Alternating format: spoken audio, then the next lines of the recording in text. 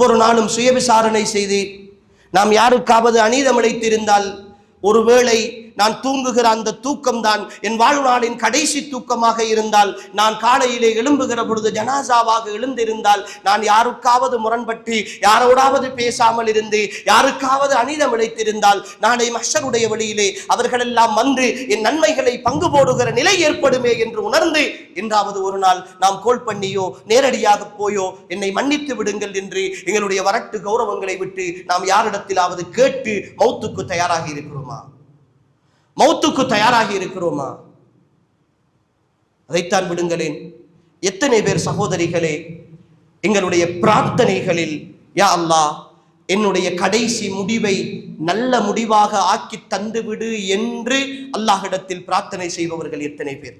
இந்த உலகத்தை நிறைய கேட்கிறோம், யா அல்லாஹ் அதை தந்துவிடு, இதை போக்கிவிடு, இதை செய்துவிடு, எங்களுடைய கடன்களை இல்லாமல் ஆக்கிவிடு, பிரச்சனையை இல்லாமல் ஆக்கிவிடு, கணவனுக்கு தொழிலை தந்துவிடு, கடன் இல்லாமல் ஆக்கிவிடு, கேட்க வேண்டும்.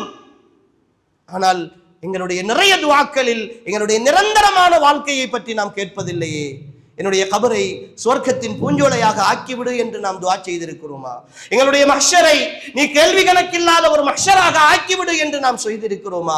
ஸலாத்தை மின்னல் வேகத்தில் கடந்து போகிற ஒரு கூட்டத்தில் எங்களை சேர்த்து விடு என்று கேட்டிருக்கிறோமா?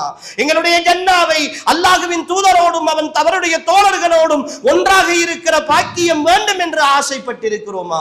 அன்புக்குரிய சகோதரிகளே, நினைத்துக் கொண்டிருக்கிறோம் இந்த உலகம் மாத்திரம்தான் சந்தோஷமான வாழ்க்கை. இந்த உலகம் முடிந்து மௌத்து என்று ஒன்று வந்துவிட்டால் அது தனிமையில் போகிற வாழ்க்கை, யாருக்கும் யாரோடும் தொடர்பில்லை என்று நினைத்துக் கொண்டிருக்கிறோம். அப்படி அல்ல சகோதரிகளே, மறுமை என்பது இன்னும் ஒரு வாழ்க்கை. அந்த வாழ்க்கையில் இந்த உலகத்தில் இழந்தவர்களை எல்லாம் அங்கு சந்திப்போம், இந்த உலகத்தில் பிரிந்தவர்களை எல்லாம் அங்கு சந்திப்போம். தாய் மகனை சந்திப்பான், மகன் தாயை சந்திப்பான், கணவன் மனைவியை சந்திப்பார், மனைவி கணவனை சந்திப்பார், பிள்ளைகள் பெற்றோரை சந்திப்பார்கள், உடன்பிறப்புகளை சந்திப்போம், எங்களுடைய பகைவர்களை கூட சந்திப்போம், எங்களுடைய நண்பர்களை, தோழிகளை, தோழர்களை சந்திப்போம், எல்லோரையும் மஹ்ஷருடைய வழியில் சந்திப்போம். சகோதரிகளே, அந்த வாழ்க்கையில் சந்திக்கிற நேரம் இரண்டு தான். இந்த உலகத்தை பொறுத்தவரை என்னுடைய உள்ளத்தில் கவலை இருக்கும்.